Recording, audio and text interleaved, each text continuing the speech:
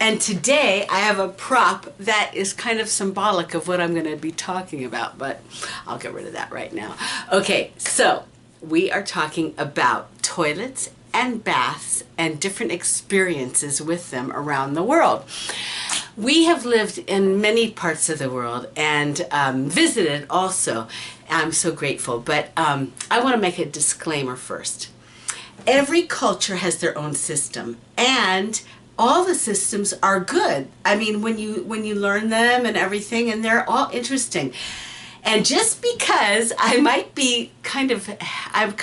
have had trouble with one of the systems doesn't mean that they're a bad system. So, and a lot of the systems of baths and toilets around the world are better than what I'm used to. So anyway, let me get right down to it. Okay, so the first one I'm going to talk about is one of my very first experiences when I went to Europe. And I had the privilege, my friend, I couldn't come all the way back to America because I was going to be in this program for a year. I couldn't come all the way back to America just for the holidays. And so my friend from the Netherlands invited me to go to the Netherlands for 2 weeks, and it was wonderful. We had the best time, and I'm so grateful to her family. But okay, so my first experience with their home, their bathroom, I did not understand it, and I didn't know what to do, because okay, maybe some of you from the Netherlands, if you've seen something like this, you could write to me and tell me. Okay, I went into the bathroom and I was gonna take a shower or a bath, I thought. I didn't know what I encountered. I saw it was up to my waist, no, or higher. This counter that had a big round like sink in it, but it was deep enough. I mean, it was very narrow, and it was deep enough to be like a tub, except, well, if you're gonna have the water like up to here or whatever. But I didn't know what to do. and so I filled it, and I climbed up. I don't know, maybe it was just a sink, but I filled it, and I climbed up, and it was a disaster because my body was all scrunched up and I could hardly get to my different parts to wash them. But anyway, it probably was just a sink, and they might not have had a shower or a bath. I don't know, but anyway, I did it, and to the best of my ability, and then I had to clean it up because it kind of like overflowed because I probably did it in the wrong way. But that was one weird experience. Okay,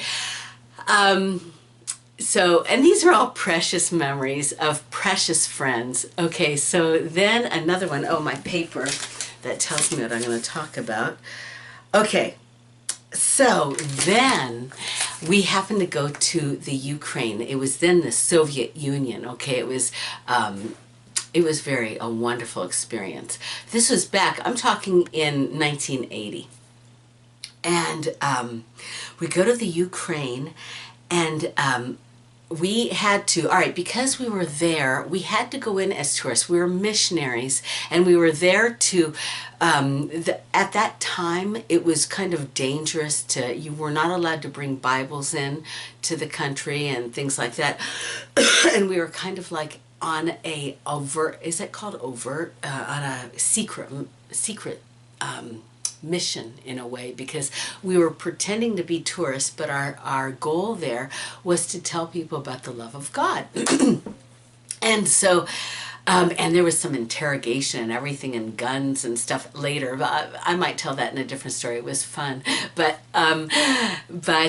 anyway, what I'm talking about is bathrooms. And so to pretend that we were tourists, we were required to go to different functions. And one of the functions that we had to go to was in this opera hall. I think it was like a circus in this big opera hall.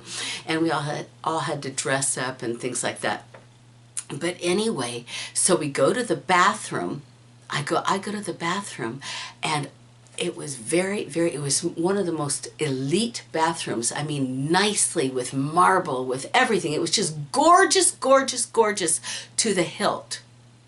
So it was a shock when I opened up the stall and I saw what was before me, because what you had to do, you had to, all right, they had taken a regular toilet, like with a porcelain toilet, like what we're used to, and for some reason, I guess it's more sanitary, maybe they're right, for some reason they took this toilet and they had it enclosed in bricks and stuff, so that you had to walk upstairs to get to the place where you were level with the seat, because it was all enclosed, and then you used it like you would a hole in the ground. You know, you squatted over this porcelain toilet. It was kind of strange, but I guess it's more sanitary. Okay. Then another experience, I mean, that was a really interesting experience. Then a lot of my others were just regular, but fast forward to when we lived in Kenya. And I know you've all heard stories of, I've got so many stories, but you know, like one time when we were in this, on an island in Lake Victoria, off of Kenya. And we're on this island, and it's called, I forget what the name of the island was, but anyway, for the whole island, and it had a lot of people on it, there was not even one bathroom, and everybody used a cornfield. So you kind of like had to watch where you were walking, obviously, but that Jose refused. I mean, it was like with gritted teeth that he had to use it. But so he prayed, and the next day, God answered his prayers. The first toilet ever on the island opened up, and you had to pay a coin or 3 coins or something to use it, 3 shillings I think, to use the toilet. And Jose couldn't have been happier. It was one of the best things that ever happened to him.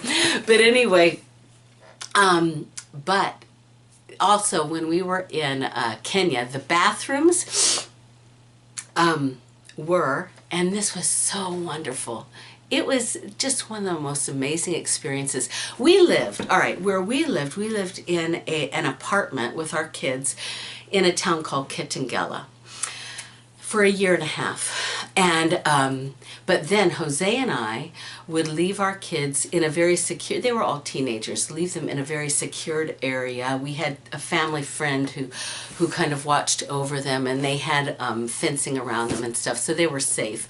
But I guess, I hope we weren't being bad parents, but anyway, they were safe. And meanwhile, Jose and I would go on these little mission trips, and we would go in and live in huts and stuff like that.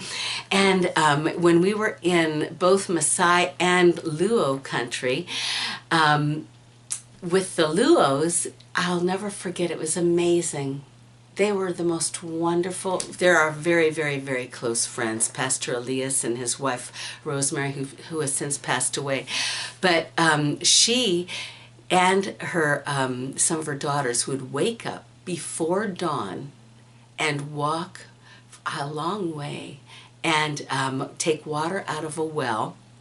And then they would carry it in jugs on their heads back and then heat it up for our baths. And our baths were in this kind of like a little fenced in area where you just have a hot water that they had heated up in a, what are they called? Container. What are they? A bowl, a big bowl. And then you give yourself a sponge bath. And that was wonderful. But when we were in other parts of Kenya, the only water they had was water from a river, and the river was brown. And so God always protected us, but we just blessed the water and bathed ourselves with brown water.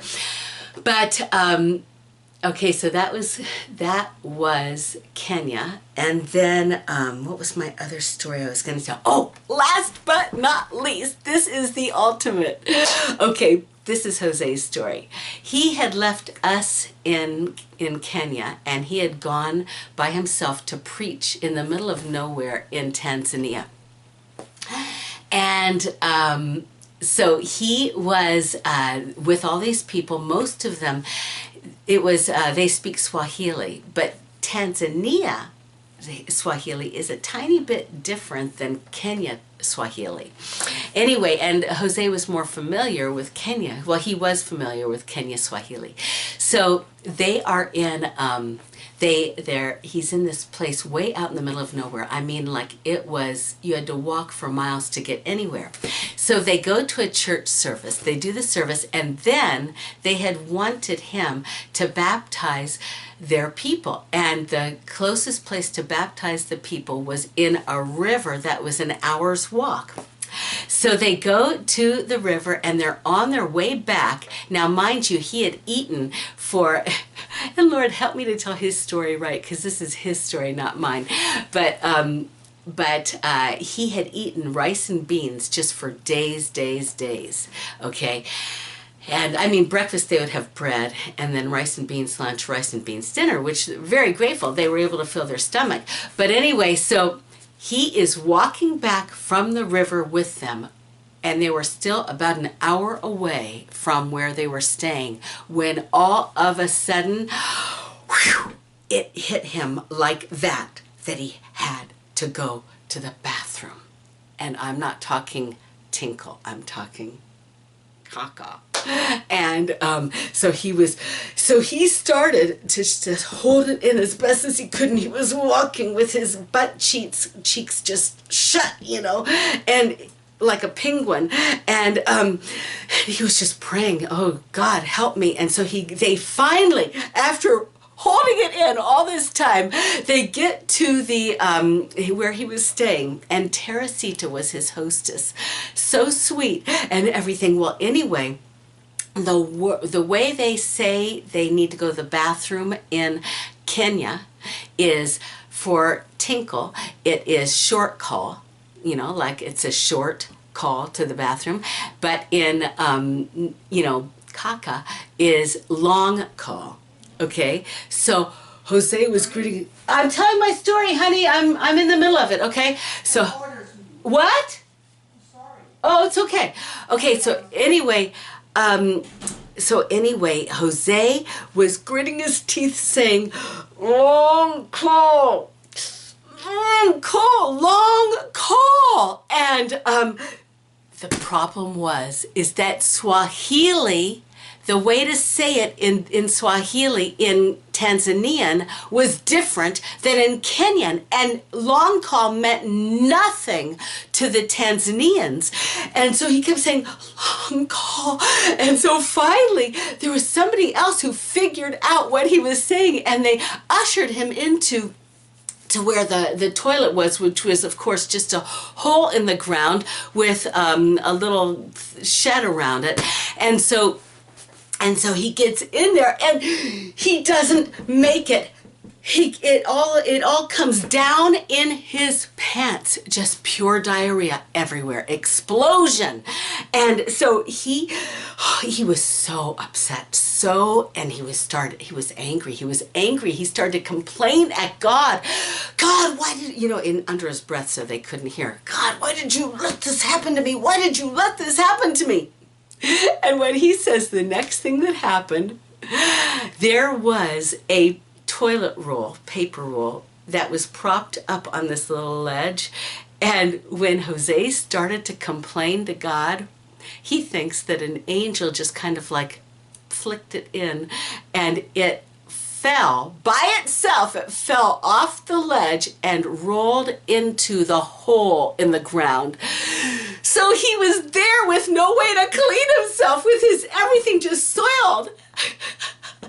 And so he goes out, and he goes out and just so upset, so ashamed, and he just was a mess. And so all right, he by this time was laughing, and so they were kind of like laughing with him. They were not laughing at him, and they ushered him into his room and gave him hot water and a towel and a cloth and soap, and he was able to clean himself. And then he presented his, you know, because over there they're so sweet, they always take your clothes and wash them for you, but his was so messed up. He presented his clothes, I think he had found a plastic bag to put it all in, to Teresita, and you know what she did?